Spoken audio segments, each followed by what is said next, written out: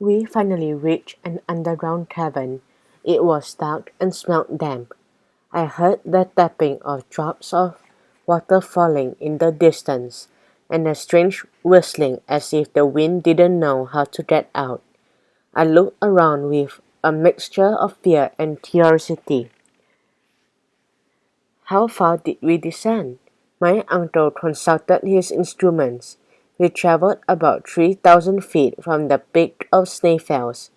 Therefore, we are now at about sea level, and our expedition can truly begin.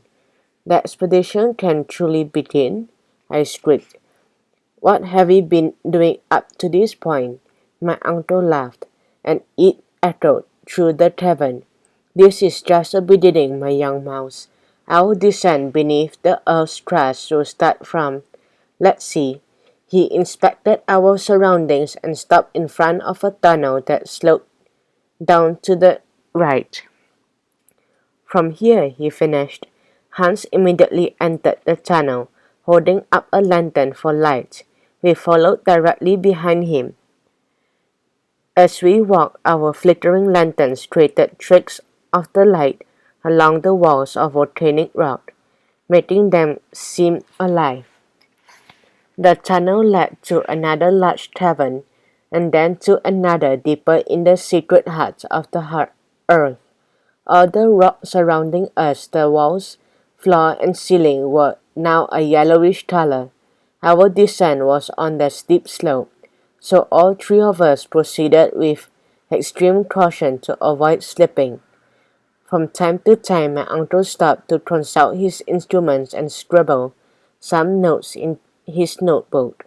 At the end of the tunnel, we found ourselves in a large cave, which seemed to stretch infinity into the bowels of the earth. The, the hardened lava walls had formed strange shapes, and the constantly dripping water that filtered down the walls had molded the rocks, transforming them into a forest of stalactites and stalagmites. At first, I thought that those strange projections looked like fangs in a giant, terrifying mouth. But my uncle helped me to see things differently. Look at that side, Axel. This fabulous subterranean world is the result of thousands of years of silent, secret activity. The water that slowly stops the rock, the earth's crust that cracks and settles, the forces of the earth that push up and out of the volcano. And look at the quartz crystals on that wall down there. What a wonder it all is. He was right. Even Hans, who was usually unfazed, looked around in awe. After 4 hours of walking, I started to feel warmer. And it wasn't just from the exercise. The deeper we went into the earth, the higher the temperature crept. Soon a warm breeze blew by as if the earth was exhaling. I asked, Uncle, is all this heat normal? It doesn't mean that the volcano is sweating up, does it?